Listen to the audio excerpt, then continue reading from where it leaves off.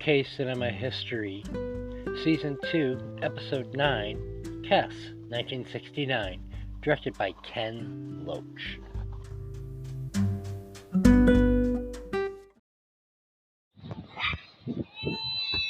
Hello, everybody, and welcome to UK Cinema History. Sorry I opened a couple of minutes late. I was over in Don Field's room, and it ran a couple seconds over, so just waiting to see who shows up. Oh, there you are. Hey, Sela, how are you today? I am doing well. How are you, Eric? Excellent. Hi might be running a bit late today because he was in Don Field's room, and it ran. It's just they're doing what I call the Minnesota goodbye, where they all stand at the door saying goodbye to each other for 3 hours. You know how that goes. I just finished watching the film again because I had only seen it once, and for me, it's much more effective when I watch it just before the room. Although I get a little bit stressed sometimes because I'm doing too many things, and then suddenly I realize, oh, I have to better start watching because otherwise I will not finish it before the room. But it's it's a very interesting film. Yeah, we're definitely gonna get into it. Hello, Yelena. Oh, hello, Eric. Let me invite you to speak.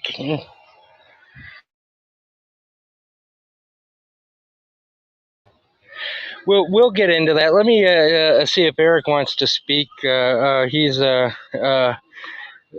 very active in film rooms and usually has something very interesting to say.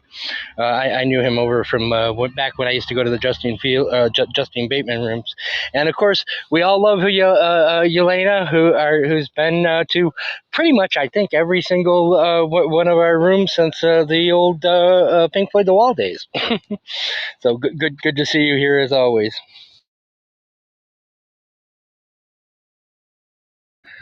Yazzie claims she's going to be here as well, but she with her job, you never know.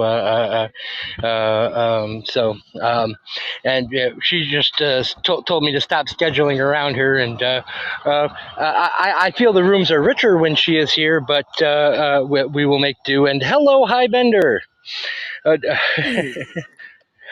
Aloha. I was just joking with Sela about Don's room coming to an end. I said it was what we call the Minnesota goodbye, where everybody stands around the door saying goodbye for 2 hours, and so that's why I started the room a bit late. Hi was in that room with me. Yeah, I just wanted to wait until it didn't seem rude to leave. Yeah, I left a note in the comments because, of course, I thought it'd be ruder to not open my room on time. So, but anyway, good to see you. Good to see you. Let me get you some moderator power. As I was saying, we did get a promise from Yazzie to be here, but we never know with her work schedule. So I told her, we'll take as much of her in the room as she's able to give, because nobody's being paid for this. This isn't a job, and this isn't homework.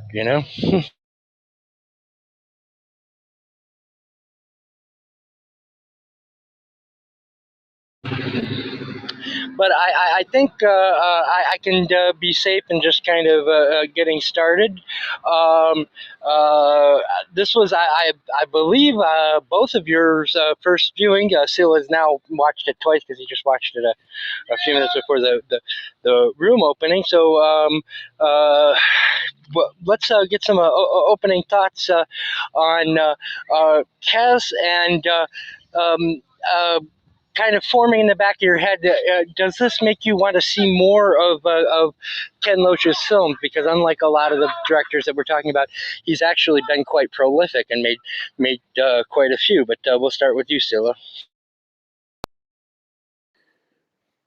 Well, the reason I wanted, if I understood the question properly or correctly, I wanted to watch the film again because I've noticed when I watch a film once, even though I might be very impressed or not, there are I'm sure that there are many details that a human it's going to miss.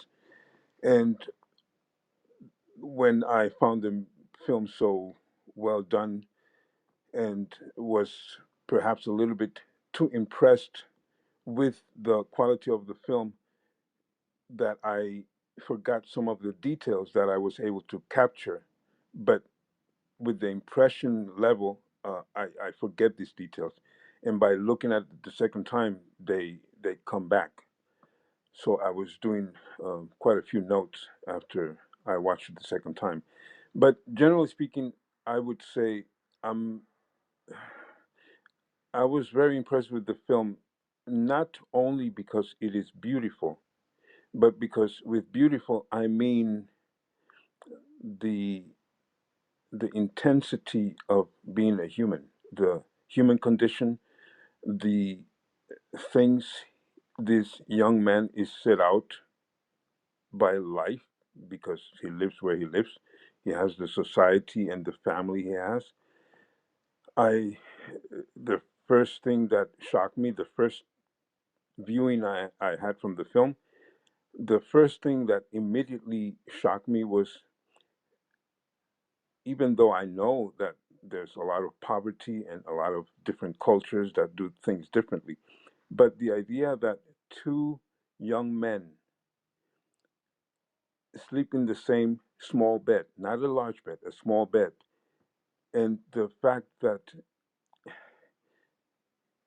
all along the film he's actually not well treated by his brother, by his older brother, but the idea of having to sleep with the person who makes hell for me, even during the night, I have to be close. This just this idea of putting for the film, putting these two young men together in bed, the dynamic of I wouldn't say hatred, but I found that very, very intense for what Casper or Billy has to live as a young man developing. Um, I found that very intense and not in a comfortable way. And also the many times where he's been spoken to, not in a good tone. It reminded me of my childhood, trying to understand in my head, yes, I did something wrong, but do you have to be so aggressive? Do you have to be so?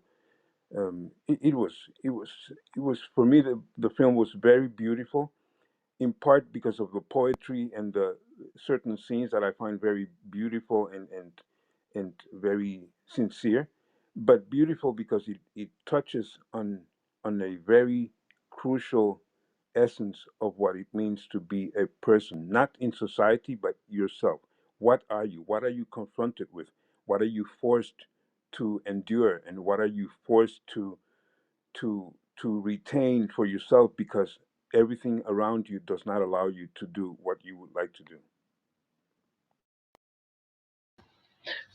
Funny story. I actually got to see this film in near Yorkshire, in Sheffield, with an audience. And during that opening scene, the guy next to me, I swear to God, he sounded like somebody from that Monty Python Four Yorkshmen scene. Was like, "Oh, they were lucky. My brother and I used to have to sleep on a bed with no sheets and under our granddad's old big coat. What luxury, you know?" But Yeah, yeah. yeah. It's all relative. Hi, this was your first viewing of the film as well, and again, same question. Did this make you want to see more of Ken Loach's work? So, as before, I'm going to respectfully ignore your question and just make some opening remarks. Uh, so, uh, I thought this was a lovely movie. Um, the, uh, you know, Sela unfortunately uh, remarked while I was watching it that it was sad. Which please don't, please don't ever do that again. Um, when I was watching it, it wasn't sad. Uh, it was charming and funny and sweet. Um, the the boy was having a tough life, but he was experiencing it. He was experiencing it with a tenacity that made it a bittersweet experience. And the tone of a film was, I would say, a mix of drama and comedy, and there's a wit throughout the film. Sometimes it's more extreme than others, like the soccer scene is largely a comedic scene, but then it ends up with the boy being tortured by the coach in the shower. So it's a roller coaster ride, but it's not. I would never refer to this film as sad to anybody. It's a really nuanced, rich experience, and it's just it has a real integrity to it, and in fact,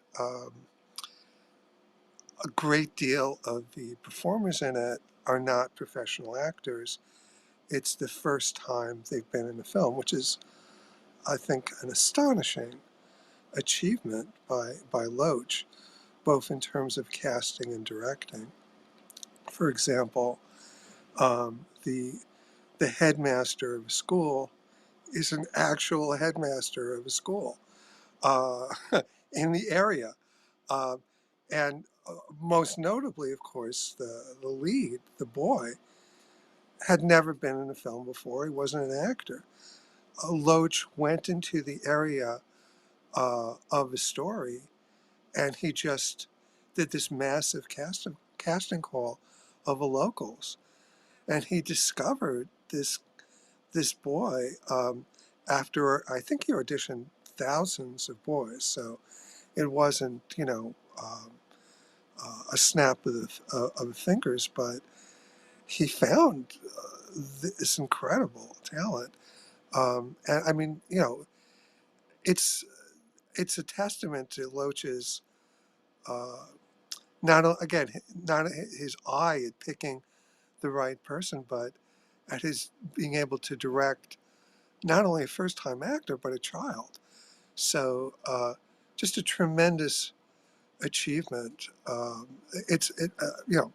Phenomenal that he Loach took that approach and got the result he got. Um, uh, and let's see what else I wanted to mention. Um, the movie is based on a novel that came out just a year before, which is another thing. This was done with astonishing speed. The novel is based on came out in 1968 for his 1969 movie.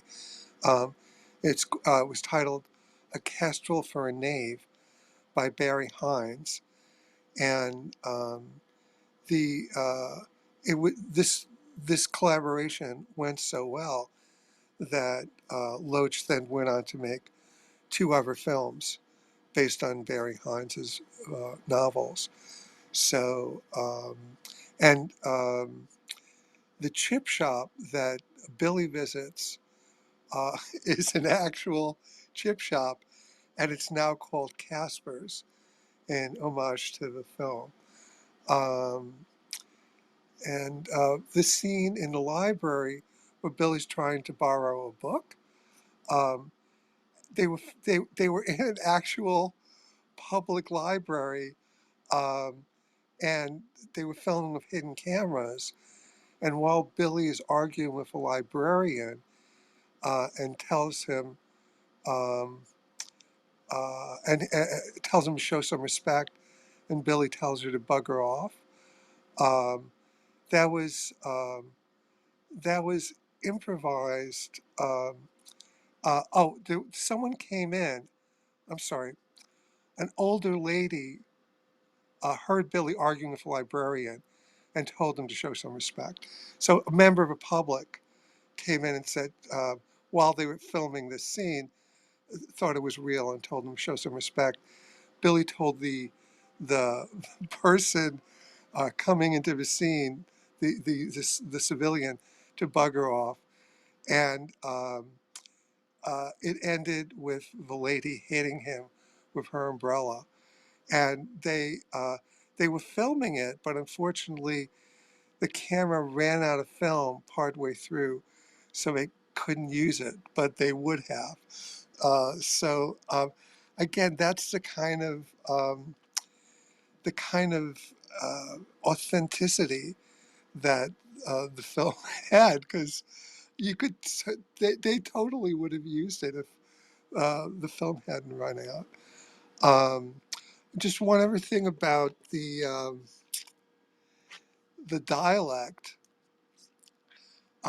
Loach showed the film to a group of American executives, and they said they could understand Hungarian better than the dialect in the film. And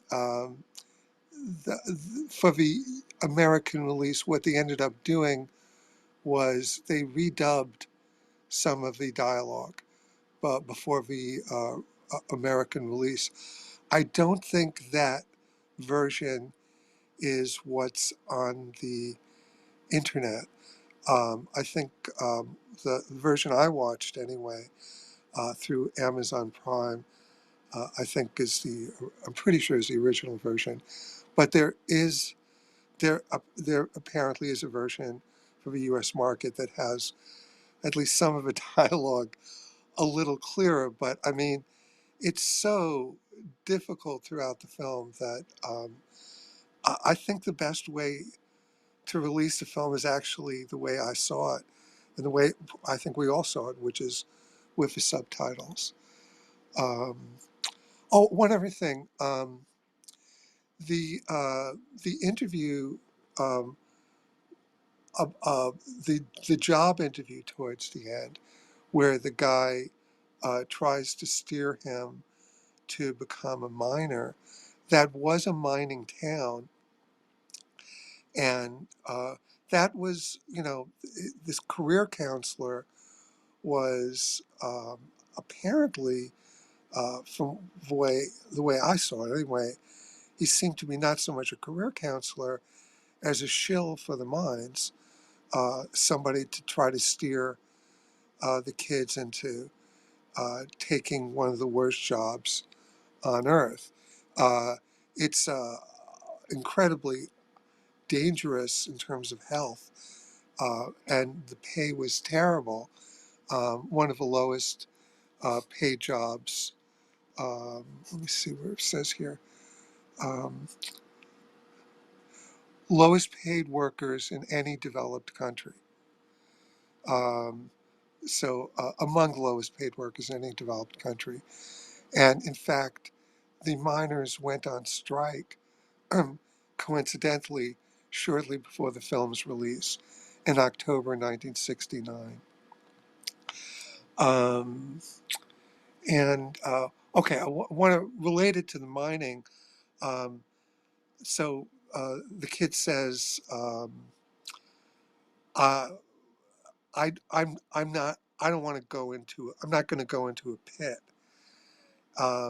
When suggested he become a miner. And in the ending, when uh, his kestrel is sadistically strangled by his brother, and he retrieves the bird from the garbage and gives him a proper burial, it occurred to me that, in a way, he's putting, on the one hand, he's rescuing his bird from total indignity and giving him at least a proper burial. On the other hand, in a way, he's putting him into a pit. So he had no good choices there. And that's kind of the situation that the film is portraying of growing up in that area, the system not providing kids with good choices. And there's a natural question of is this going to is he burying his dreams of getting out of there? Does this mean he's going to become a miner? It could certainly be interpreted that way. Um, or if you want to hold out for hope, you can say that maybe the fact that he didn't let the bird languish in the garbage, but um, decided to give a bird respect and dignity means he's going to rebel and seek something better for himself.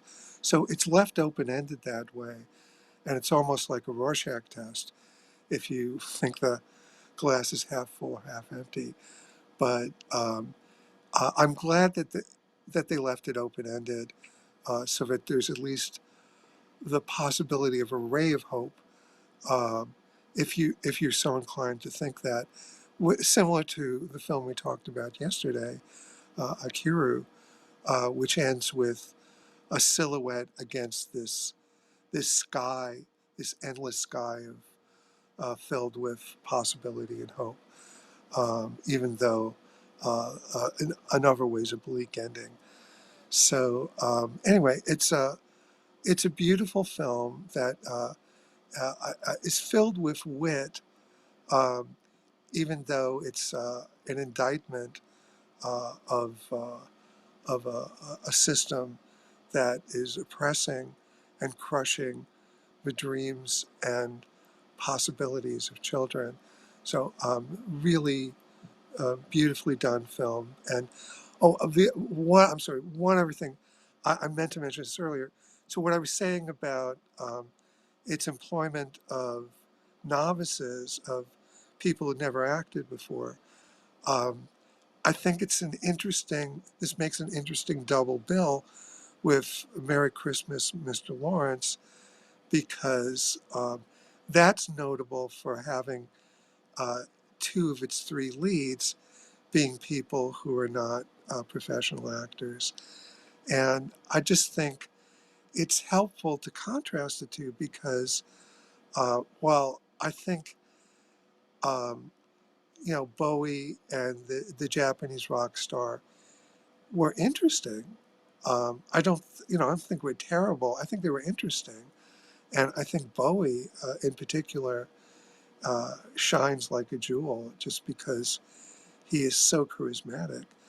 But I think that for me, the Mr. Lawrence movie is extremely inauthentic in the way it comes across. I couldn't believe any of it. Whereas this film, the he takes the disadvantage of him not being professionals is actually an advantage because the way Loach directed it, he brought out the authenticity of who they are and of their performances. It added immensely to the reality of the film in a really positive way. And that's, I think that if you contrast it with the Oshima movie, it really shows how much of an accomplishment it was for Loach to pull this movie off because he maximized the freshness of those performers, whereas Oshima came up with a movie that I think is just bizarrely artificial. Um, and so I think it's actually interesting that we kind of created a double bill there just by the timing of when we were covering those movies. That's mostly what I wanted to say. Thank you. Hi.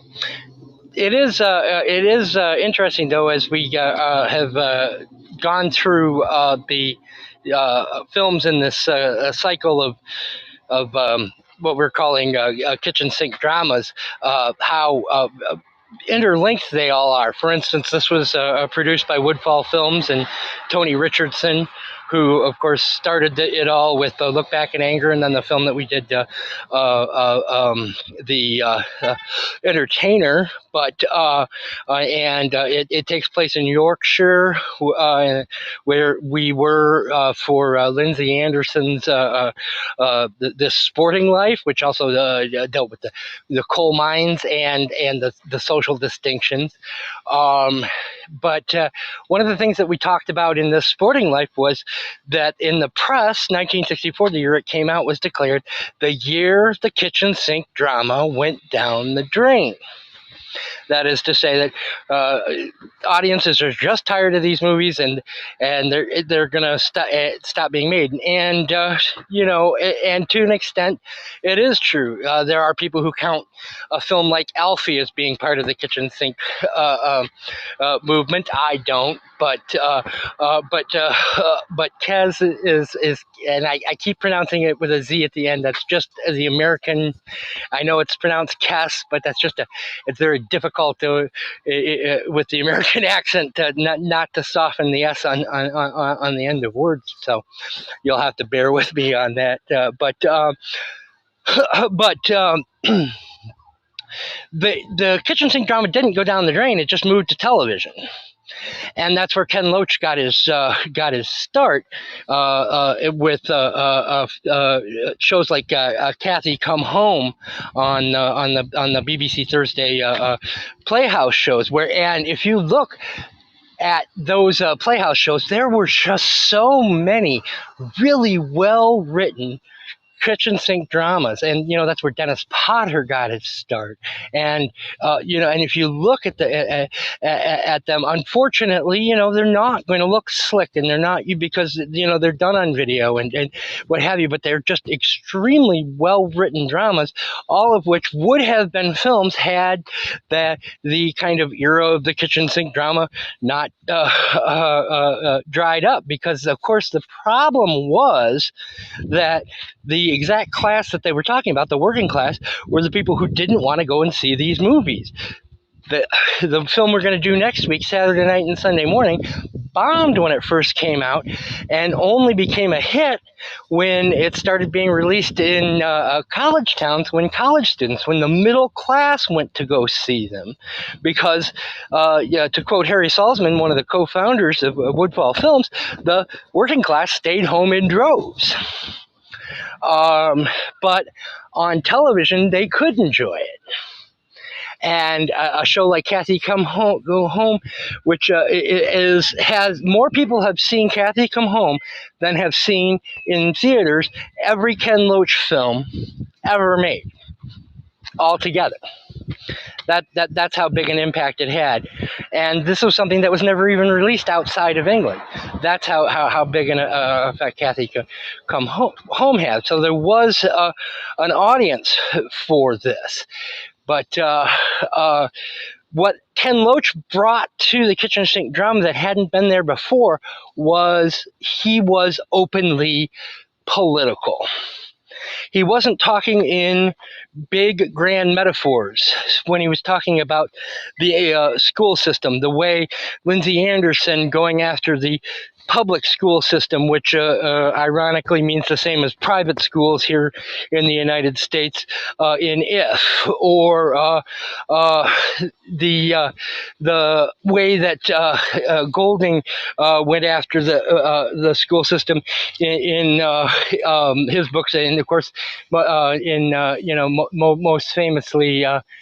Oh God, I'm forgetting the name of it. But anyway, getting beyond that, this is a direct indictment of the tripartite school system in England, which was the same system everyone was going through. And I always used, and I was talking to Yazzie about this, imagine a dystopia where at the age of 11, everyone is tested and based on your scores on that test, you were either sent off to become a part of the middle class, or sent to work in the mines, or some equally grueling form of manual labor to serve that middle class that passed this test when you were 11 years old. And the plot of this film revolves around the fact that Billy Casper, at the age of 11, flunked that test, and he is stuck in a school that, as High pointed out, is serving as a figurative meat grinder to feed kids into the mines. That's why they're so mean to Billy, is because he's reaching 15 and they need for him to drop out before he takes his tests, because their job is to get him into the mines.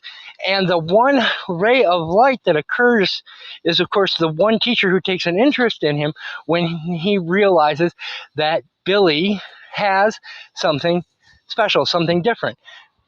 And and it's through that you see the ultimate indictment, because of course without him, and you just have all of the teachers being the same, all of them being like the uh, PE teacher who literally beats up on his students during soccer games and plays them one-on-one, even though he's twice their size, which, you know, is a great little 9-minute moment of absurdist comedy at the center of this film. But it's also a metaphor for how these schools are set up, because this mid-range between the grammar schools, where the people who pass their 11 pluses go, which is only about a third of the country, and that other 2/3 that are just kind of stuck into the system that says, by the age of 15, we need you to go out and dig the coal for us. Or in the case of next week's Saturday night and Sunday morning, make the bicycle parts for us. And for our society to survive, for that upper class to be able to have access to these goods, for our work and trade, we have to have this class of underpaid manual laborers. And because you did not pass this test at the age of 11, that is you, Billy Casper. And when High says that there's hope in this at the end of this film, I believe that too, because of course you see Billy Casper rebelling all the way through this. But I when Loach, and this film in particular, gets criticized, uh, either from the left or from the right, he gets criticized as being too political, too over the head, he's knocking you over the head with his political argument. And a question that I would have for the two first time viewers of the film is that something that you felt here? That you were being preached at, or were you caught up enough in the story that you were able to maybe take in the points in a more subtle way, the way I feel I was? But I love Ken Loach and I love his films, so you know, I would say that, wouldn't I? The latter. I had the same experience you did. I didn't feel I was watching a political film. I thought I was watching a beautiful story of his boy, told with wit and compassion, and also, uh, but something that wasn't tainted with sentimentality. Just something that felt very authentic. That's, I think, the richness of it. The texture of it is something that feels real, but and biting, but at the same time, it never feels like propaganda. It never feels like something with that's didn't feel to me like it was preachy. It was a well-told story that was pretty hard on its child protagonist, but for the sake of being uh, realistic and true. I see a combination, um, but for me, the combination is very, very well balanced. In other words, when I see, especially the man interviewing him at the end, where he says, "Oh, manual work," even though Casper did not say manual. When I see the other three teachers, um, perhaps for the exception of the one who was dealing with facts, the way they preach, the way they um, have a speech that they just deliver with their authoritarian tone, um, that I found very, very clearly addressing that that problem of society. But I didn't see it as a problematic display of the situation or propagandage. I just found it a very interesting combination of the the main character with his troubles, with his joy, and at the same time the world he is living in, which includes these very typical British approach of those days, that the teacher is the one that knows everything and he has the right to tell you to shut up for no reason. That was, I found that very harsh, but as a film, I found it very well balanced.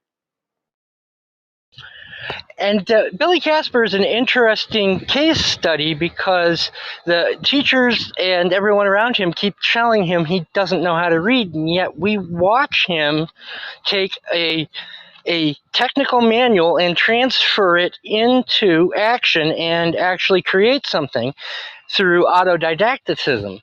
And that part of the film really spoke to someone like me, who I don't know if I've spoken about this ever on Clubhouse before, but from the first grade until I was a sophomore in high school, I was labeled and put into the special education system in my school system, and was considered a special ed kid, the resource room, they called it back then in inverted commas.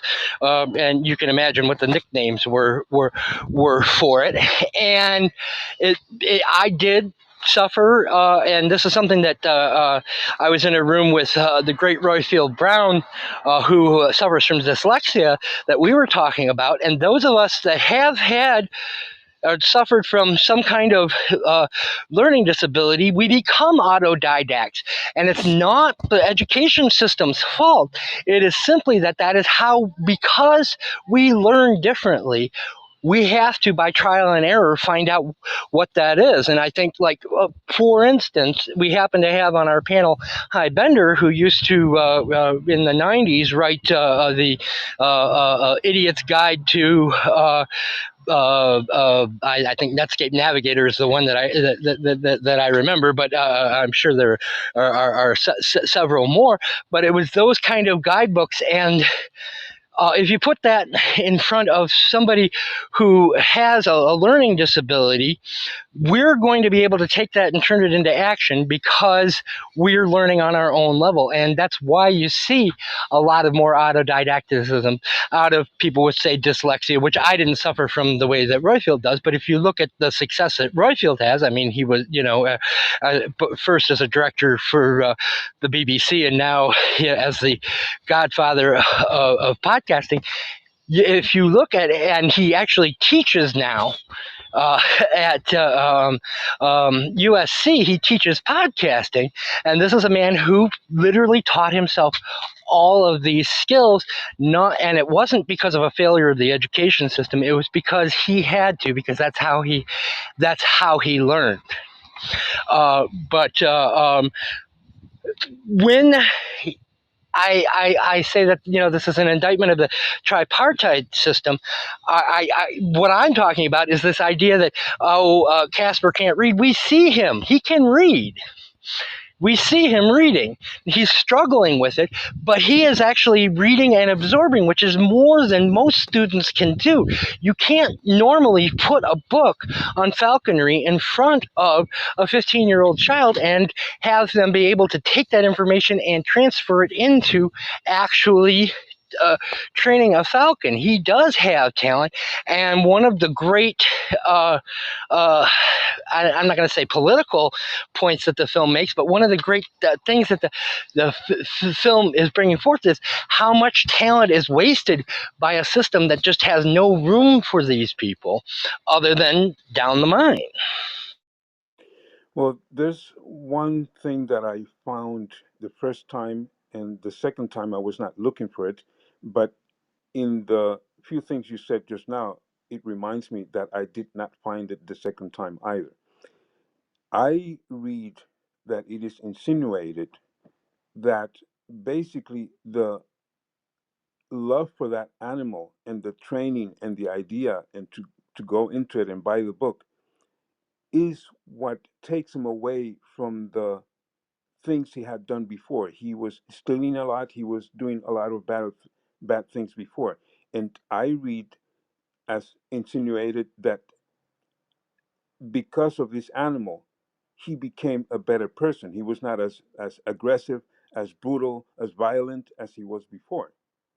But we don't see exactly what he did before. It's just insinuated in a couple of dialogues. So I I find interesting to I lost my track of thought there. Sorry. Well, when his brother gives him the money to bet on the racehorse, and the guy tells him that the horse has no chance of winning, he's more than willing to go spend it on fish and chips. So I don't know if it's altered him, but I think it's more just the idea that he's not out in that element and doesn't have a chance to because he's busy training the kestrel. But it is interesting. The title of the novel, of course, that this was based on was Kestrel for a Knave, and that has a suggestive quality because, of course, falconry was an aristocratic hobby. The kids that Billy Casper grew up with trained pigeons, and actually up until the 19th century, it was illegal if you were not part of an aristocratic family to own or try and train a falcon. Because it was, and famously the sacking of Sicily by Richard Coeur de Lion was because when his ships landed in Sicily, he saw a commoner who owned a falcon, and he went and took the falcon because, of course, a commoner can't be allowed to own a falcon, and that caused a rebellion, and that's why he sacked Sicily, because that's how important the falcon was to the aristocrats. That no one, even like Thomas More, for instance, in A Man for All Seasons, isn't allowed. There's a point made with Norfolk talking about hunting with a falcon, and More makes a point not that he would be hung if he did that because of his background, and so it is interesting that this working class kid that what they choose that as his outlet was something that was exclusive to the aristocracy, and I don't know how much of that is a deliberate metaphor, because of course the idea for this was Barry Hines, the author of Kestrel for a Knave's brother, did actually train falcons, and so but whether it's delivered or not, it is a great metaphor for the class distinction system in England at that time. I'm a little confused because, and it could just be that this information is wrong, but one of the bits of trivia in IMDb is it says, since medieval times, according to Barry Hines's book, since medieval times, the kestrel was the one animal that people from all classes were allowed to own. That's just the kind of thing Ken Loach loves to celebrate, as he put it in the interview book, Loach on Loach. It's the bird for the riffraff of the world. So is it possible the kestrel is a form of falcon that was okay for all classes, whereas the falcon that you're referring to was was a type of falcon that was restricted. Is would that resolve the seeming disparity between what you said and what this is saying? I no, I probably was just flat out wrong. But I mean, yes, falcons. Yeah, we're not allowed. I didn't know. So the kestrel, that I just learned something new. Interesting. But in my defense, the reason I don't go on IMDb is because they were mean to Caravaggio, and as soon as they change their Caravaggio review, I'll start looking stuff back up on them. That's okay.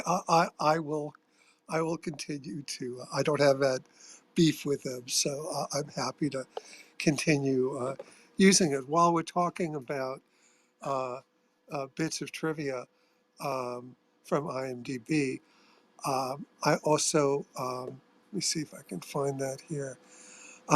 When the kids are caned by the schoolmaster for smoking, um, the those were actual kids in the neighborhood, and they were actually caned by again the schoolmaster was the schoolmaster of an actual school, not that school. Well, that school was the actual school where the author uh, uh, taught as a teacher, um, and uh, so. But anyway, those were actual kids in the neighborhood, and they were actually caned by the schoolmaster. They were paid an additional 10 shillings for their suffering. Uh, but they wanted it to be realistic, so he actually did hit them on the hand. I assume he didn't hit them as hard as the fictional character did, but they were paid extra for whatever pain they endured during that scene. That's probably my favorite bit of trivia from the IMDb listen. Oh, one other thing. The I've done 5 dummies books, and also a complete idiot's guide, but they're not for they're not for stupid people. That's just a metaphor. The idea of both of those brands is that you don't need to know anything to master the subject of a book. It's a promise that no prior knowledge is needed. So whatever the subject is, you can become really knowledgeable and proficient in the subject just by reading that book. You don't need to know anything to read the book. Everything's explained clearly and simply, so that without any prior knowledge of a subject, you'll be able to absorb it. That's what that brand did. It has nothing to do with being dumb. Um, but Eric, I think it's fascinating that you were labeled as having some kind of learning disability because you're one of the smartest people I ever expect to meet. And I'm grateful that you have these wonderful rooms where we can discuss movies because it's a very enriching experience to talk to you about movies. So I think I mean it's a kind of ironically funny that you were labeled as being anything less than brilliant when you were a child.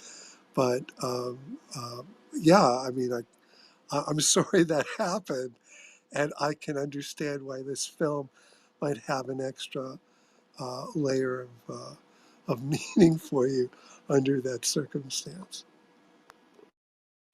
Well, first, to be clear, I used to use those idiots' guides all the time when I was a teen, in the 1980s. That's how I learned how to use a computer, So I definitely didn't think they were for stupid people. Otherwise, I'd be calling myself stupid.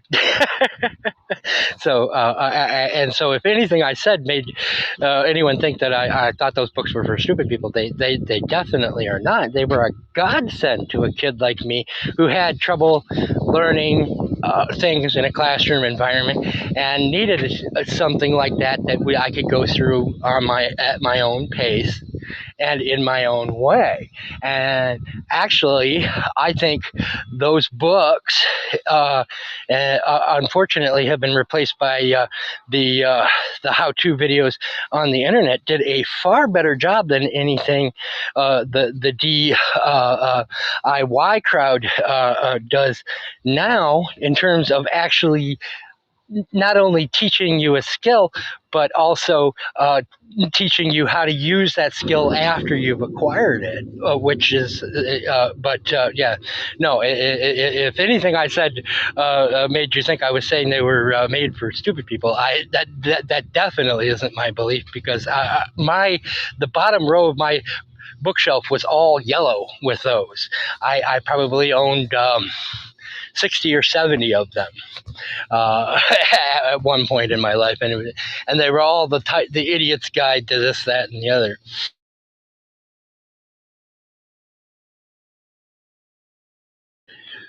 Now, another interesting point that Hy brought up about the caning scene.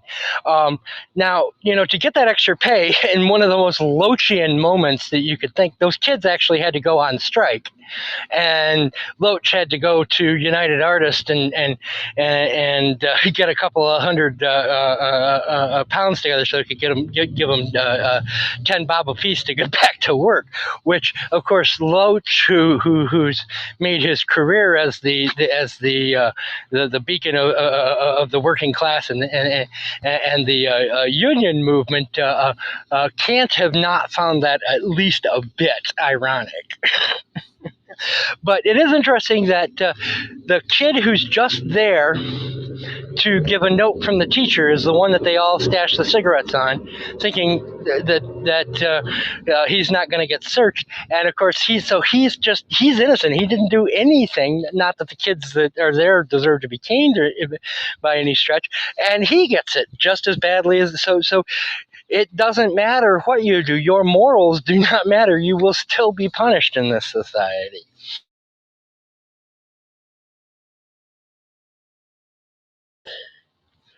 But the other thing that is interesting that Loach has kept is, of course, this idea of using amateurs, using people in the environment instead of professional actors. And that's something even the film that he released in 2023, The Old Oak, my favorite film of 2023, by the way. Please go see it. It's out on streaming. Utilizes local people, but that he would go to these places in the north of England when 90% of the films were being made within a couple of and set a couple of miles outside of London, where everybody spoke the same. And he didn't come up with a certain accent. And so, if you're watching a film like My Name is Joe, which is a terrific film, and I highly recommend it, you are going to have to struggle with everyone, because it takes place in Edinburgh, having a Scottish accent that's so thick that people from other parts of Scotland actually complained that they couldn't understand the film, or that they have to turn subtitles on.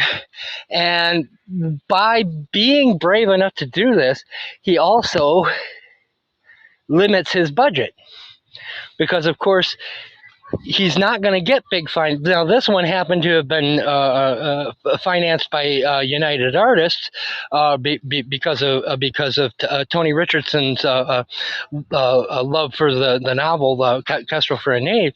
But after that, Loach never has budgets over $1 million and a half to make these films, because, of course, they're not going to put any more into the film than they know that they can get out of it. And but in a way, that's actually allowed Loach to become very, very prolific. Up until last year, he was producing like a film a year from 1991 onward. But now you ask, between 1969 and 1991, he didn't produce a single film, but that was in the 1970s, as we discussed before, the period where if your film didn't have James Bond or Carry On in the title, or wasn't an adaptation of a BBC TV sitcom, it wasn't going to get made. And it was the resurrection of his career as a filmmaker actually only came when Columbia Pictures decided to start investing into the English film industry. Uh, um, and start making these small projects. So again, ironically, it was kickstarted by yet American investors. And it's funny, Leonard is one of our best contributors, and that kid knows more about film than you ever can imagine. Lives in Scotland. I asked him what he thought about Ken Loach as a director. He said he'd never heard of him. And so another interesting point about Loach is he's won 3 Palme d'Ors at Cannes. He's at least somewhat known, maybe semi-obscure, but in independent circles here in the United States. And if he is known in England, he's known as the guy who got kicked out of the Labour Party, as opposed to for his movies. And his movies do very, very poorly in England. The Old Oak actually made about $4.5 million, and $3.5 million of that was from the United States, from people like me, which is fascinating. Well, this particular film actually did turn a profit, and it mostly from British audiences. It became a word of mouth hit. Uh, so eventually, it turned a profit, but and was a critical success as well. Uh, where it flopped was in the U.S., and that's because of the accents. I think if it was released today, it would be released with subtitles, and that would have saved it. Uh, Nowadays, audiences in the U.S. are trained to be comfortable with subtitles because of streaming, because it's so easy to turn um, the captions on for streaming stuff. Even if you don't have a learning disability, people are increasingly doing that because it makes it easier to make out what's being said, especially if people are sometimes sloppy for dialogue. Sometimes it's just easier to get reinforcement on the dialogue. And I mean, it's more of a niche usage, but I mean, as somebody who writes scripts, I find it helpful to see the dialogue on the screen as well. But I do think that a lot of people have developed a habit of turning captions on once streaming started because it's so easy to do. And so it used to be subtitles were like just for like art house films, foreign films, and there was a stigma attached. And I don't think that's true anymore. So I think part of it is timing. Um, I think look at like uh, Anatomy of a Fall and The Zone of Interest. You've got increasing acceptance of films with non-English language because we're increasingly comfortable with reading subtitles now. I think that's a shift that's happened. That's very much positive. It helps.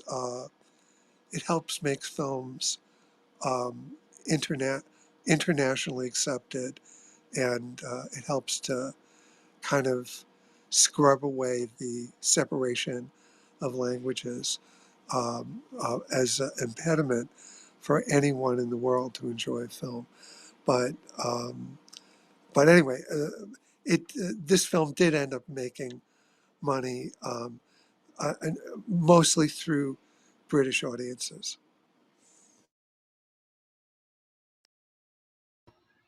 Well, and it is, Casserole for a Name was actually taught in schools at one point during the 1980s, much to the consternation of its author, because, of course, Barry Hines had been a teacher in the school system, and he felt like it was a bit like Catcher in the Rye was here in the United States,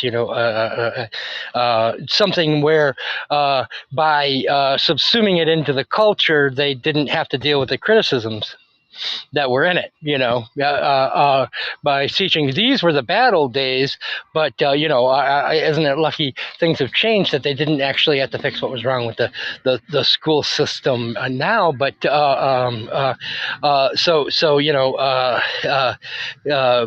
there's a whole generation that read Kestrel for a Knave and maybe came to this film that way. But of course, when the film came out, it was actually a reasonable hit in England. Not so much Loach's films since then. But it also is interesting how, for a film that's number 7 on the BFI list for best British films of all time, and has the reputation that this film has, how little known this film is, even among people who I consider to be cinephiles. I'll use Daniel over at Understanding Movies, who's written a book about cinema, and can go on for hours and hours and hours on Antonioni and Fellini and Kurosawa, and had never heard of this film when I first brought it up to him. Hadn't been mentioned, and I have 100 stories of people that you don't know, but who I happen to know are very knowledgeable about film, had never heard of it, and I don't know how this film has kind of slipped through those cracks, because of course you watch it for 10 minutes and you're seeing something you've never seen before. And it would be like saying Casablanca has a cult audience, but it wasn't really widely seen, to me anyway, or at least to my mind. Well, it's interesting. I thought it was interesting that this movie is on Amazon Prime as a free offering, as part of its library. And I mean, I have no idea why. It's not. I'm not sure how it's a fit with the rest of that library, because Amazon doesn't have a repository of art films. Um, I'm just. I'm. I'd love to know how. I'd love to know how it ended up on Amazon Prime, but that's a very mainstream um, streaming channel, and it's there. And again, like I said, it's the subtitles of that print are perfect. Um, it's not auto-generated. It was done with great care. So maybe over time, people will become increasingly familiar with it, and also thanks to the efforts of you, Eric. Um, in terms of the author of a book, Barry Hines, he not only was he a teacher in that system, but he taught in the actual school that the movie is shooting. Um, the school that we see is a school where Barry Hines taught as a teacher. Um, that's how realistic it is. And his brother, as was mentioned, actually did have a Castrol, and his brother Richard, and Richard actually was part of the production of a film. He acted as a handler for the Castrols in the movie. So yeah, it's there isn't a lot of daylight between reality and the film. Now, about the kind of the use of the Yorkshire dialect, because there are people who say that the subtitles don't actually help with that, but you know, I honestly give them kind of a strange look when they say that, but because they say use thee instead of you and your and me and thou and say things like not but and you know. But it's interesting. I know somebody who lives in Barnsley. He's on my Facebook, and I did have a conversation about this on Facebook in the comments once when I was rewatching it a few years ago. And he lives in Barnsley, and he said he couldn't understand what they were saying because it is the working class Barnsley accent, and of course he grew up as part of the middle class. But he says, but I'm sure my parents would have understood it because they both came out of the coal mines, and that I think tells you as much about the English class system as anything in this film does. You know that people who actually lived in the town where this was shot, you know, a generation later, can't understand what the characters are saying.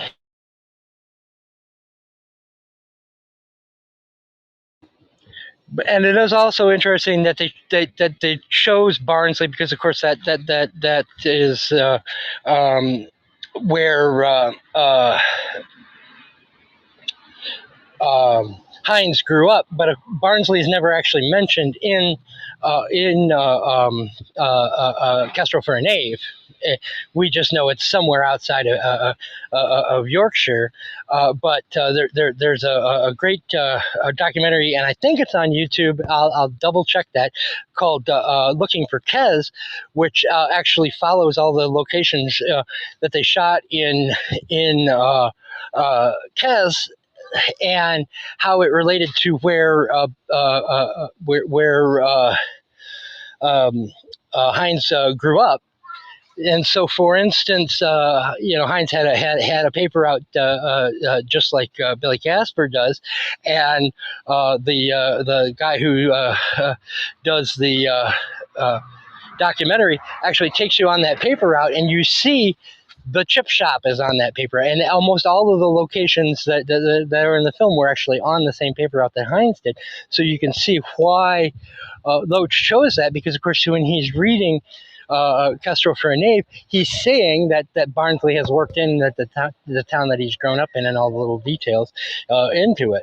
And Loach made an interesting comment, and Tony Garnett, the other screenwriter, said that both of them really didn't deserve their screenwriting credits because really all they did was shoot the novel. And it is true that this is as close to a scene for scene version of the novel as you'll ever see, which is very interesting. With an amateur cast, you'd think you'd see a lot more improvisation and things like that, the way, like, say, you know, neo-realism does when it uses an amateur cast or what have you. But no, this not only stuck very close to its own script, but that script stuck very, very closely to the novel that it was based on. I just want to say to folks in the audience, we're delighted to have you. And if anyone wants to come on stage, we'd be happy for you to do that. Please just raise your hand and we'll be delighted to bring you up. And also, Sela, you've been kind of quiet. Do you want to chime in on anything? Well, yes, I have something to share. When you, Eric, spoke about this relation or relating to this role because of your experience in school,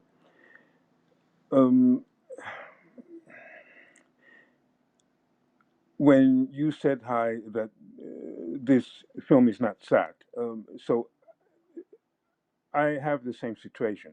I see this film with my own eyes, which I usually don't say because the only eyes I have are mine. But this this aspect of the political structure, the situation in the minds, for me, that is, as a person, as the person I am, that is absolutely secondary. Primary for me was all along the film, the first time and the second time, and in my comments. When I speak about sad, I mean it deeply. I accept that it has comedic sections, but this film, the way I see it, the way I perceive it, the way I understand life, is a very sad film because I see a very condensed focus in the human condition, in the core and the spirit of Casper. As I said at the beginning, and I'm just going to read this from one of the notes I made. Where does a young man in the middle of puberty find the balance and joy and security in life if it is bound to sleep with his oppressor?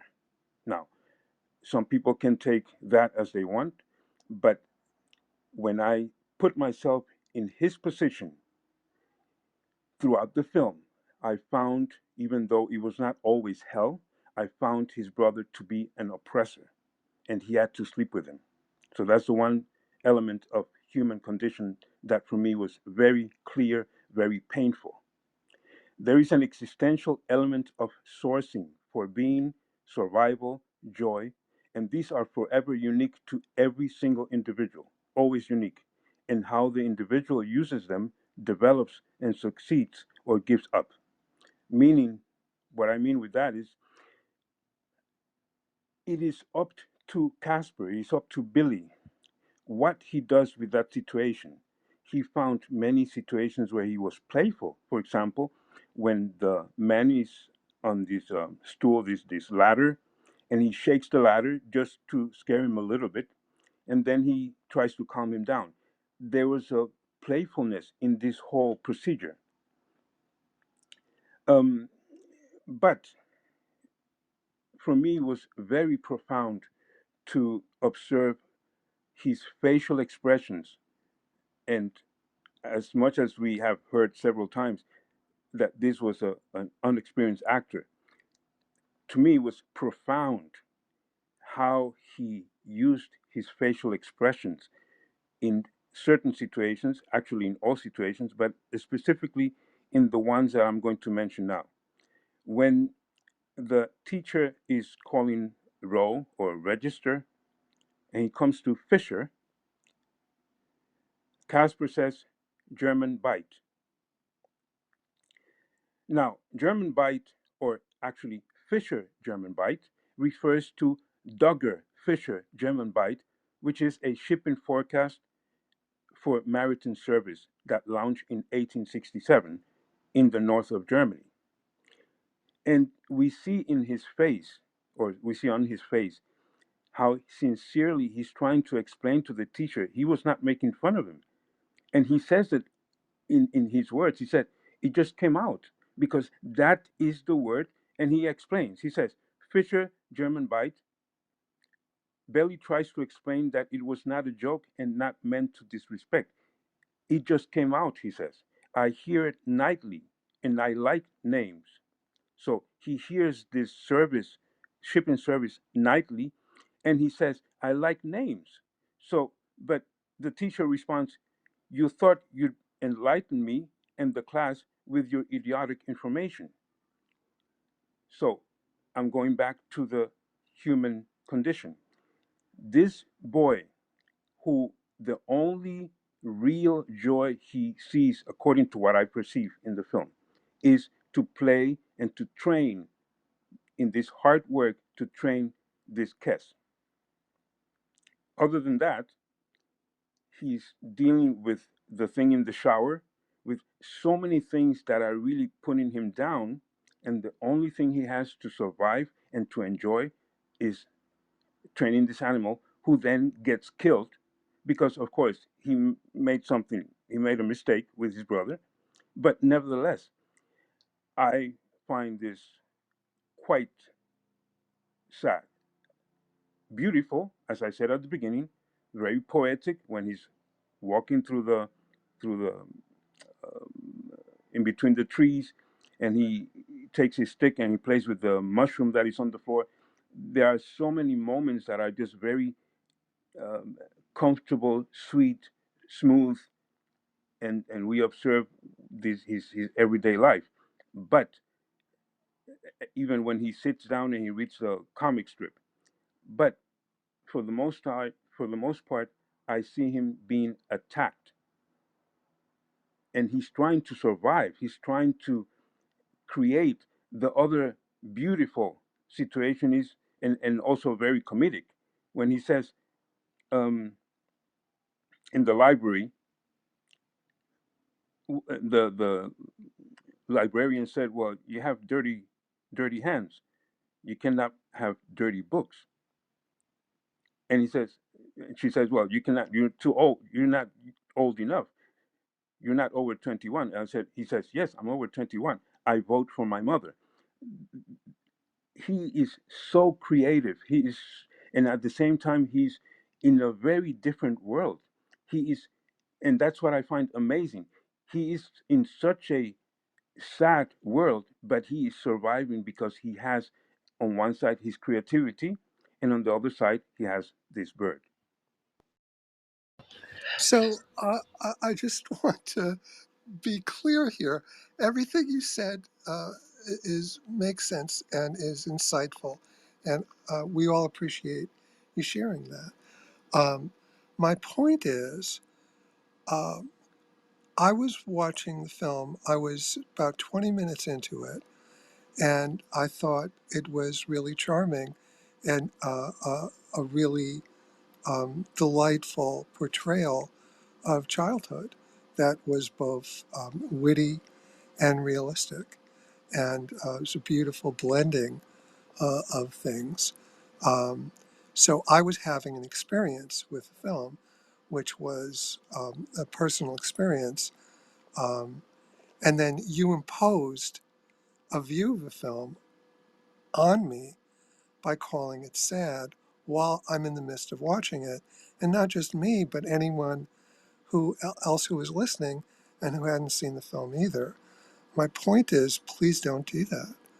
Please don't say anything about a film that we haven't yet seen, that anyone hasn't yet seen, just because you've seen it and you're in a position to characterize it. Don't say anything that's going to color the experience of someone who hasn't seen the film yet.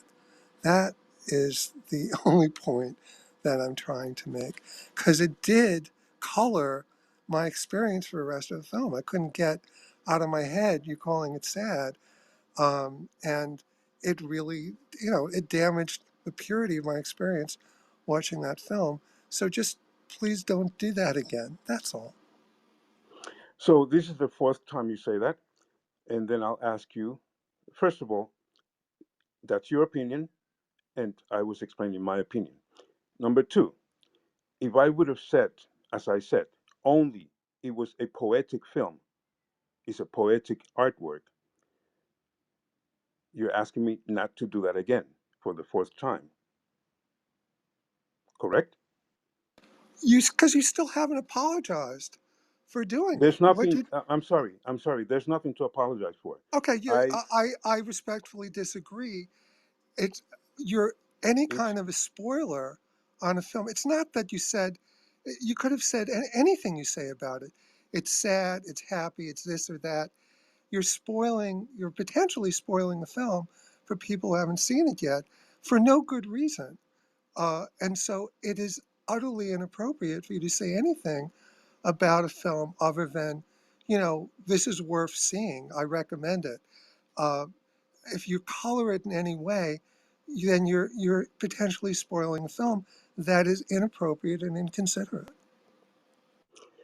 the term poetic, the term beautiful, the term sad, the term difficult, the term uncomfortable. Those are all very general um,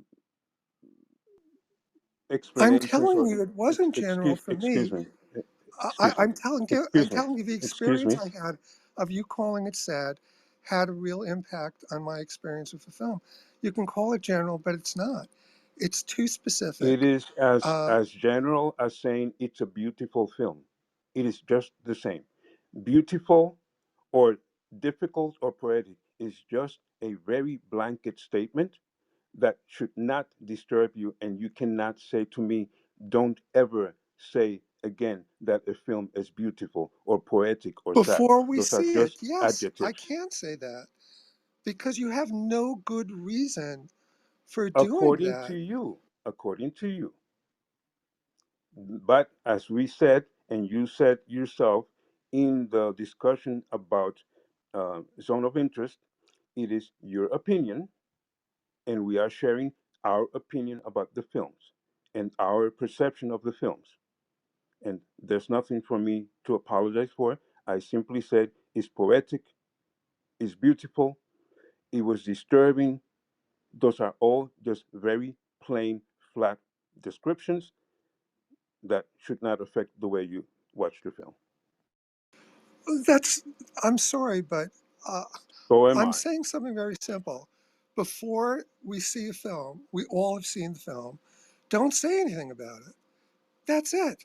And if you can't abide by that, then you're breaking a trust. That's You're your betraying a opinion, trust. which is not valid to me. I'm sorry. Well, then, I will use my judgment as to what your behavior in the future. Because if you make a habit of doing that, I'm, I'm gonna maybe not want to be in a room with you That's anymore. fine. That's fine. Because I don't want to have someone destroying my ability to have a pure experience with a I'm, movie I'm I'm about to sorry. watch. I'm very sorry to be so direct. But when I say a film is beautiful or sad or difficult, if that destroys your enjoyment of the film, then there's a problem with you, not with me. But you have no real reason to say anything about a Obviously, I film do. until we've seen it. Obviously, I do. Then please Just explain. like you have your reasons, Sheila, explain just to me like you what have that your reason reasons to is. say the film was good. You Explain have to your me reasons. I have mine. what is your reasoning for potentially ruining the film before someone's seen it? What motivation do you have for doing that? Look, I'm going to say this for the last time. When you say that I ruined your experience of the film, that has to do with your difficulties, not with my expression. Can we move on from this? Because I'm going to just say that we don't seem to be making any progress. So, yeah, uh, here, if that's okay with the both of you. Sheila has still not given me a single reason for doing that, so I'm disappointed. Okay. And it's not a maybe, question of will this maybe, maybe definitely I, ruin it or not. It's a question of why would you even have the smallest potential of doing that to I someone? think Eric has just asked us politely, can we move on? Because we don't seem to make progress. But you refuse to. You want to go back to it. Okay. okay, can I add on to the movie? The movie is very significant to us because being British, the movie is very important. It's a message that I'm not sure how you guys spoke about it. You see, the drama is set in Northern England, right? I am not far from Northern England. I live in the Midland, okay? So the film tells the story of Billy Casper, young working class. Yeah. You see, my son is considered working class, right? Because he didn't go to university. He finished his Form 6, he passed his Form 6, and he decided, look, mommy, I'm not going to university because I don't want to be in debt. And even though if I go to university, what I'm going to be, right? Because a lot of population in United Kingdom, they all have a university degree, but quite a lot of them are unemployed. right? So the story is pointing to this day is because working class boy who lead a very, very boring, bleak life, yeah, facing neglect at home, right, and bullying at school. And then his life is just transformed when he find that, and training the castle, you know, which is named him Cass, right? And then through Cass, Billy discover a passions, that passions and the sense of freedom that he lacked in his everyday life, right? There is a lot of young men in the United Kingdom feel like that. So thematically, Cass explore issues of poverty, education, and the loss of innocence. Yeah. So it's critical to examine that, the British education system of that time, when that movie came out, 1969, right, is portraying it's failing to nurture, failing to understand individual talents, especially those of us, like my kids, underprivileged, right? A lot of single parents in the United Kingdom, because the way out of poverty to have a child. So a lot of young mothers chose that directions because of education failing them, right? So to him, that story portrayed that, even though you live in a shithole with shit parenting and bullying and shitty life, I make something out of my freedom. That's what the story is telling, right? Yeah, because being underprivileged in the United Kingdom, right? The film also delved into the classes divide, suggesting that Billy environment and the system are against him. Yeah. So offering a little hope for his escape from the cycle of poverty. That's what Cass is about. Yeah.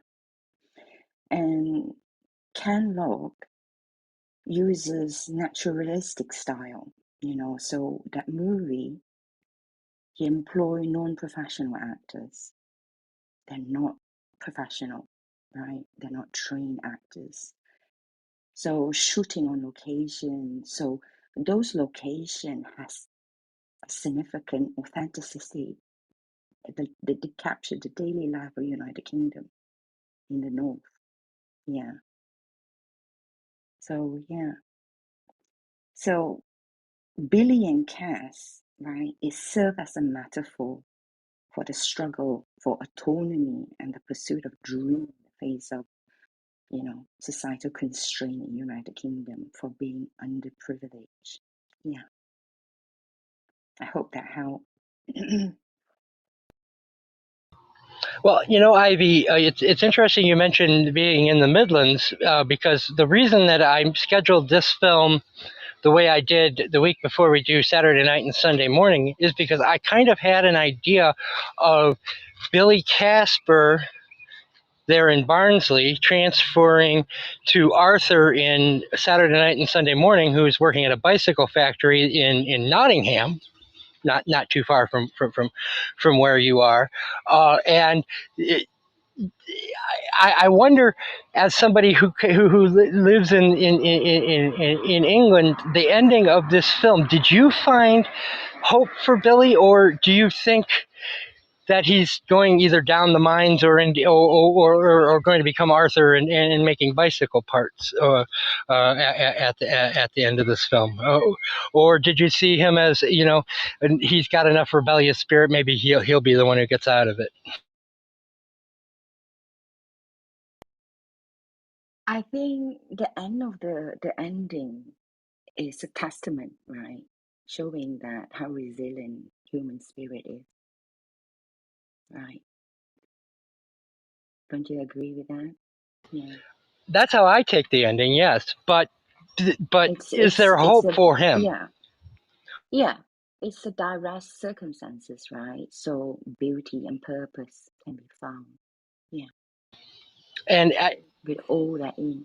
Yeah. It is a nice touch that he has to use an axe because they don't own a shovel to bury the bury Kess. You know, it is a reminder of what he's up against. You know, in that final shot. At least to me, it was that because of course, why would somebody who lives in estate housing in Barnsley, a house that was created just to house people for the coal mines that the citizens are basically directed from birth to go into and are tested out at age 11, and basically at age 11 it's decided whether you're going to go work in the coal mine the rest of your life or not.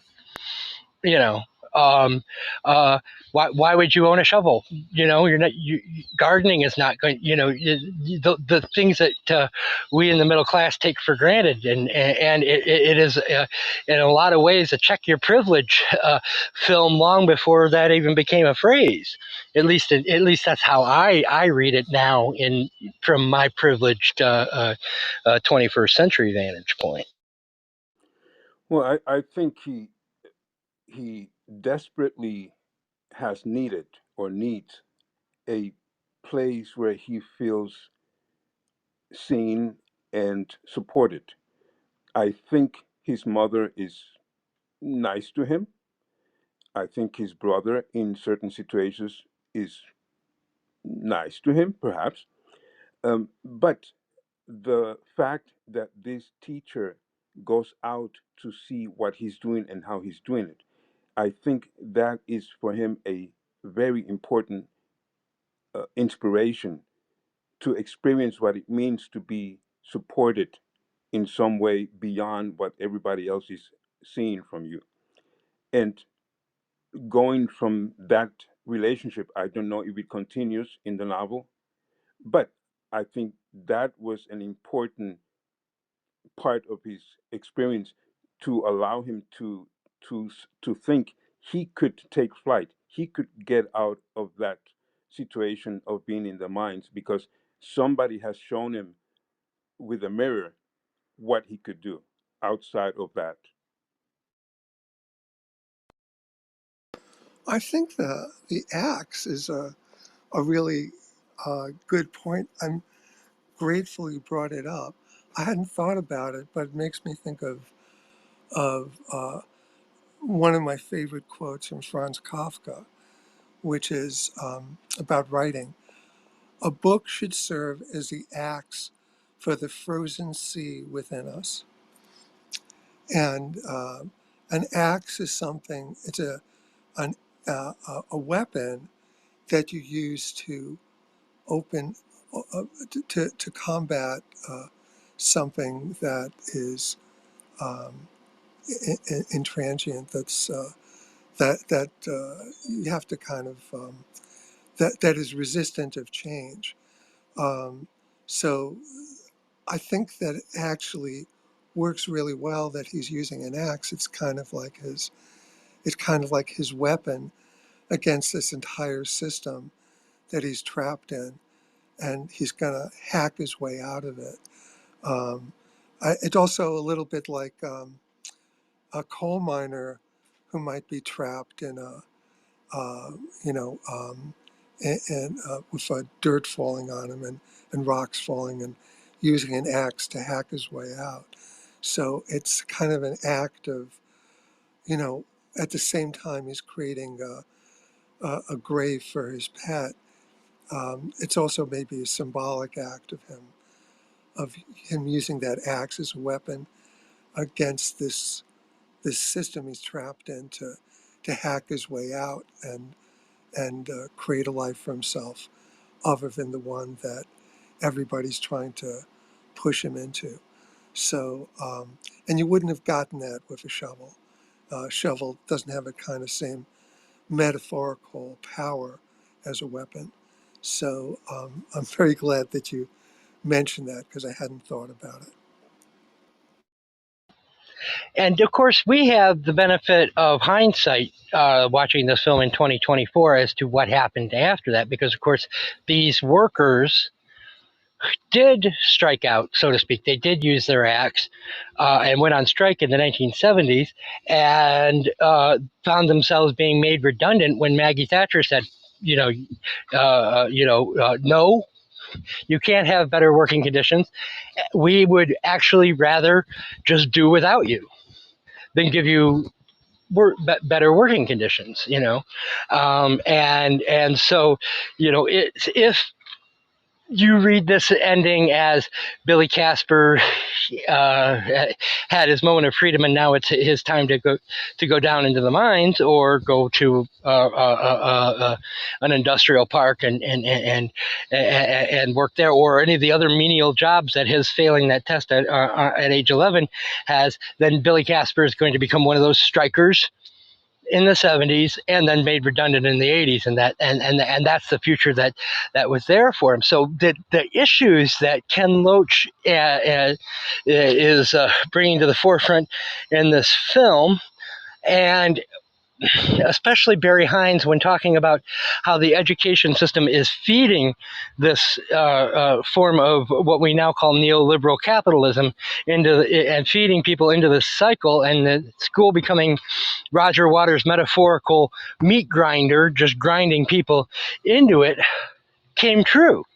All of the things, because of course, and I have actually been kind of looking for a good film about that aftermath, because we've been talking a lot about the kitchen sink dramas that take place in this era when they were protesting about the conditions of the working class, as to what happened to the working class when it was decided that they were going to be made redundant. And I haven't really found a film I think that's good enough. Brassed Off was the closest one. It was made in 1997 with Ian McGregor, but it's still kind of got a bit of a silly romance in it, and just it's just not good enough for me to make a bunch of other people watch, I guess you could say. And so I'm still looking, and I'm open to suggestions, because that's the part of the story that we don't have. And unfortunately, the reason why is because, as we've discussed several times in this room, around 1969 is when the English film industry went into the gutter, and you just weren't going to be making films. And then by the time 1980 comes around and the English film system is being financed by American studios, and you have the Chariots of Fire and things like that, people just weren't interested in hearing about it anymore. I see the axe quite differently, Eric. I see the axe because the axe is wielded by Billy's brother. So effectively cut short the brief escape that Billy found, right, through Cass. So it serves a brutal reminder of the limitations and control that poverty assert over the life of characters. So that scene demonstrates, how their circumstances are shaped by factors beyond their control. So that's the very important message. The act of killing Cass with an axe is symbolic of a broader social forces at play, how societal neglect, lack of understanding, and the absence of supportive structures can crush individuals like that, can crush their potential and can crush their aspirations. So that symbolism extend to all through the theme of the film. Yeah, so the ending is a symbol. It emphasizes the struggle against systemic barrier that prevent the working class from achieving their personal growth or escape from their circumstances. So that scene illustrates a tragic cycle of poverty where even the smallest sources of joy and freedom are not immune from its reach. Yeah. So that is his symbol. Yeah, that's what he's highlighting. The need for change and empathy toward marginalized. Yeah, that's what Ken Loach's message. Yeah. Ivy, I think that's an entirely valid interpretation, um, that it's his brother's axe and miners use axes. So you could also have the use of the axe being, using an axe to create a pit to put his pet into, and so that would be the the pessimistic ending. I think both interpretations are valid interpretations. Again, I like, from my perspective, that the ending is open-ended and you can make valid interpretations in either direction. But I do think there's validity to what I was saying about the Kafka interpretation as well. Also, in terms of a strike, um, Eric, that's great information about the 70s and onward. But I do want to again repeat, and this is also from IMDb. In October 1969, shortly before the film's release, the Yorkshire coalfield was brought to a standstill by an unofficial strike that forced the government to increase wages. So there was a strike right before the film came out and was successful. The government did increase their wages as a result of it. So, it doesn't invalidate anything you said. It's just that, history are a series of wins and losses, but in the particular timing, uh, by around the film's release, there was actually a victory. And yeah, and the government a couple of times during the '70s came to terms with the mining unions in various places. It wasn't until Thatcher was elected and the anti-union sentiment had reached a peak because of all the shutdowns in services, and they had 3-day weeks at one point. That Thatcher was just able to say, no, this time, no, and shut down the mines. Which, in retrospect, good for the environment, because England had to find other ways of instead of using fossil fuels to power its industry,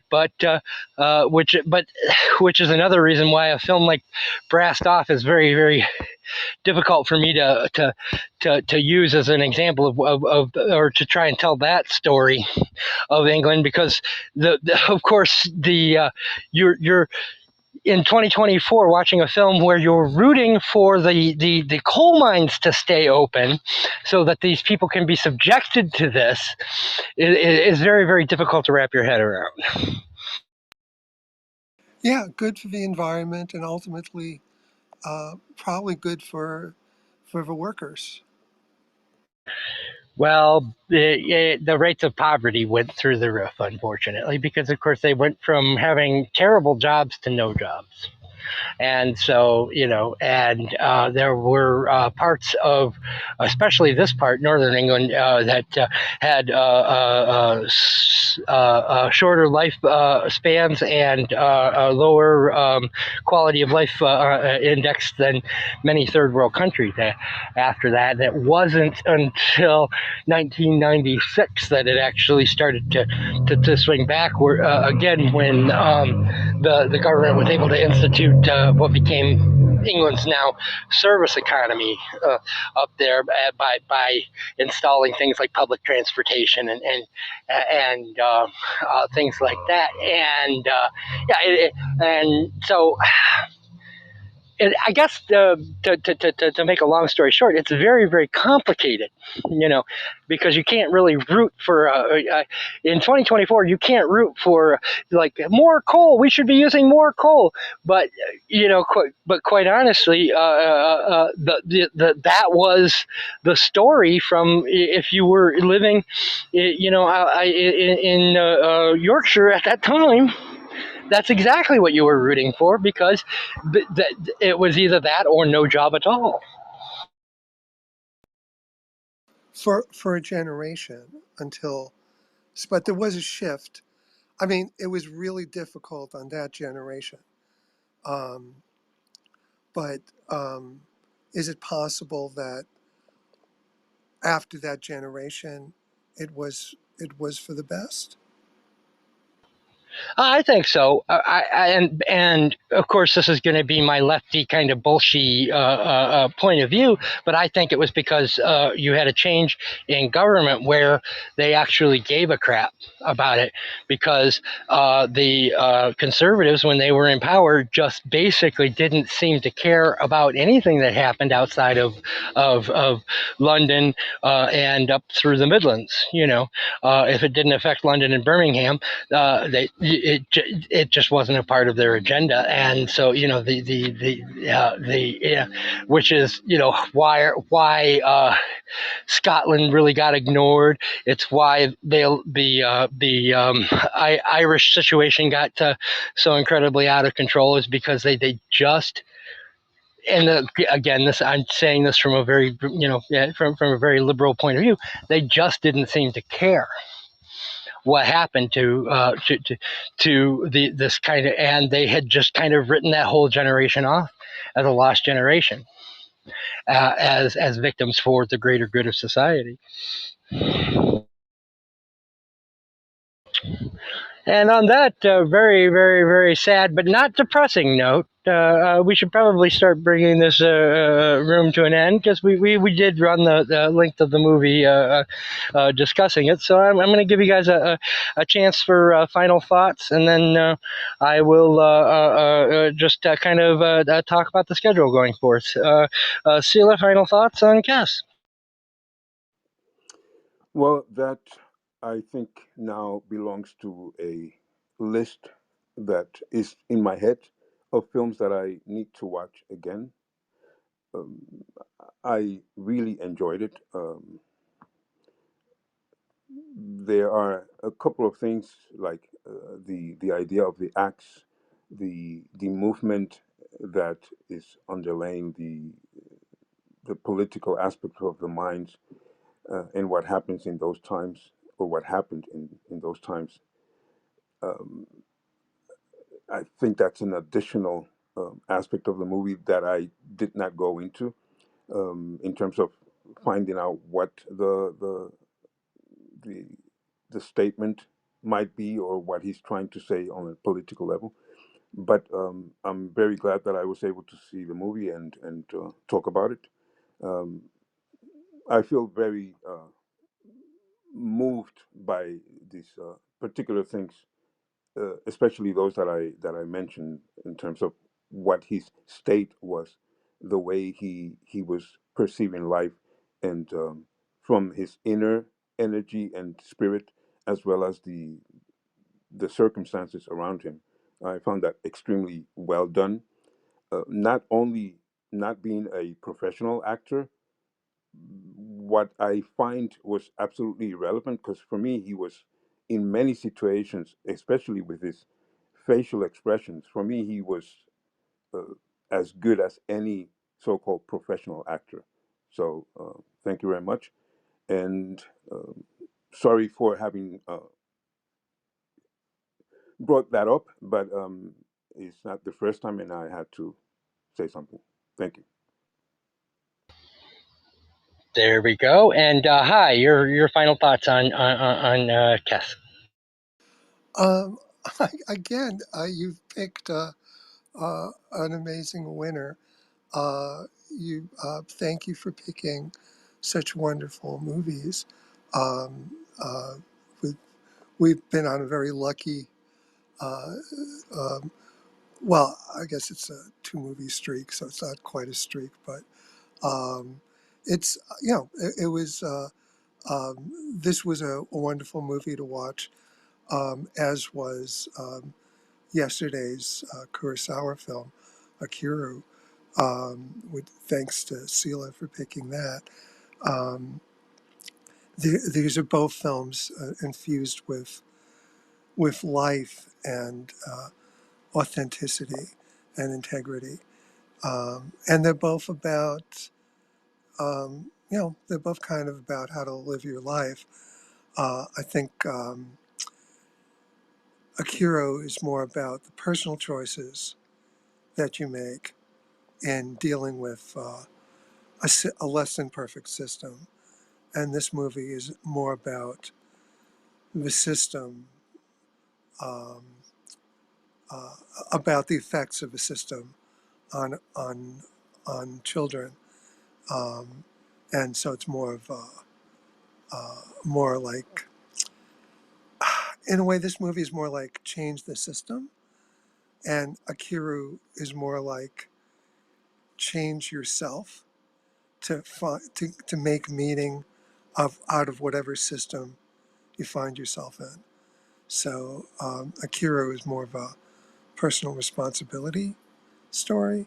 Um, but this is a movie about a child, so we're not asking a child to take on that kind of responsibility.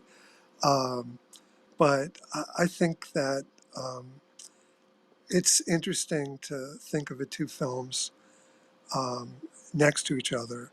Just as, again, as I said at the start, it's kind of interesting to think of this movie next to Merry Christmas, Mr. Lawrence, in terms of the the vast difference in how the non-professional actors are handled and how effective uh, Loach is in turning what could have been a huge liability into a tremendous asset. So I'm grateful to have seen the film, and I'm looking forward to all the films that you have scheduled for us to see in the future, because it's been an exciting adventure. And Sela, I'm not gonna go to tomorrow's thing. It's just not to my taste, but I will be there next week for you, Jimbo. Thank you. No problem. I just wanted to add, as you both have heard from me, I'm not a cinephile, at least not years of watching with that mindset. But when I think of Caravaggio, when I think of the zone of interest, when I think of several films that we have seen in the last 2 or 3 months, and the ones that I have spoken about just as topics in my rooms, so many of them, in difference to what I experience reading a book, which I think is a magnificent art form, but it is very much in my head. It is very much about what I do with those words, how they affect me. Music is very unphysical to an extent, just to an extent. It's very undefinable.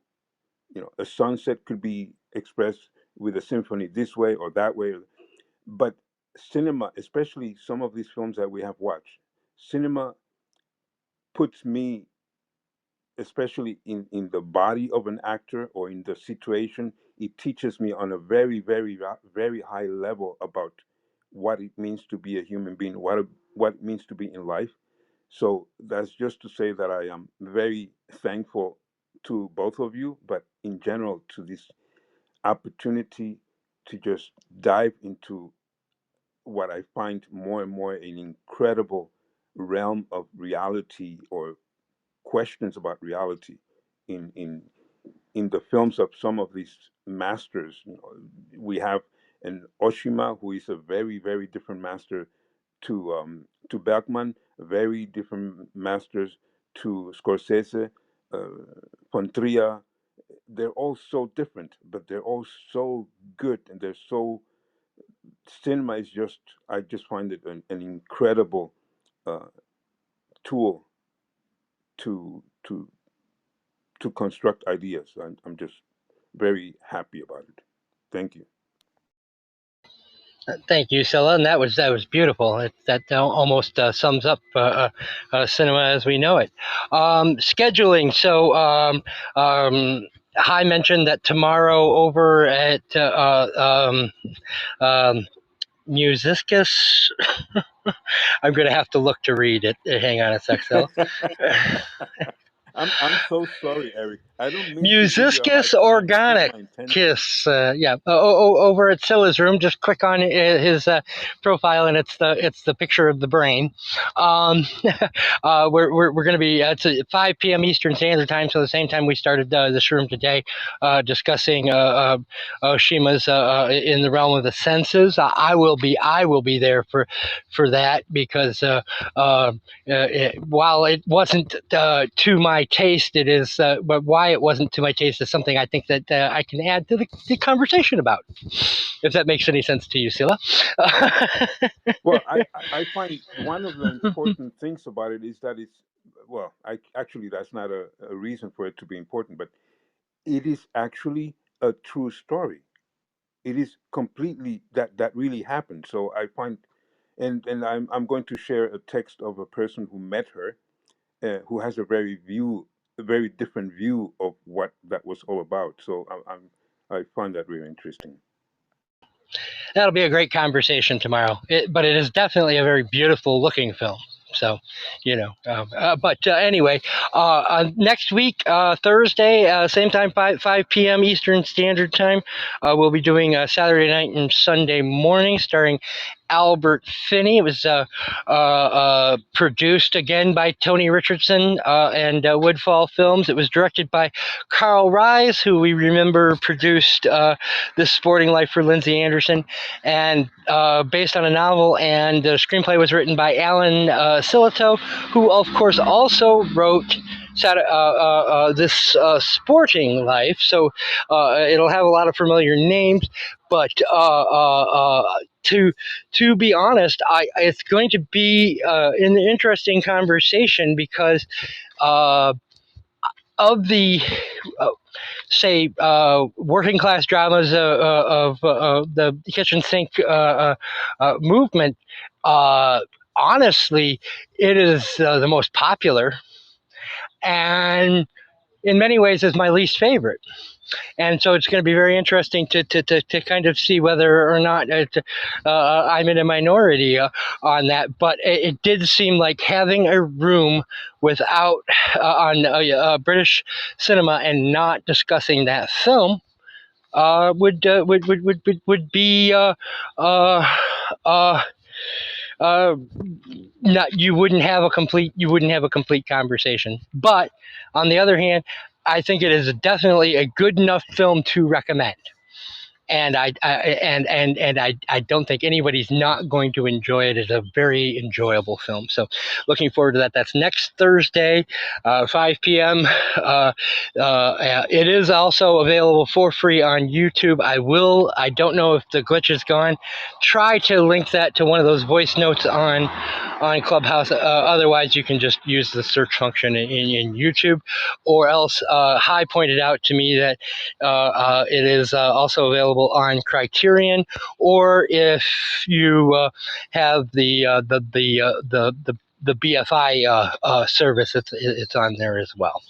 But if you're having any trouble finding it, as you know, just back channel me either here or at my Twitter, which is the links on my profile, and I can send you a link. Other than that, thank you very much, Sila. We'll see you tomorrow for In the Realm of the Senses. I will see you next week for Yojimba, and looking forward to it, and have a great night. Good night. Hi. Good night, Eric.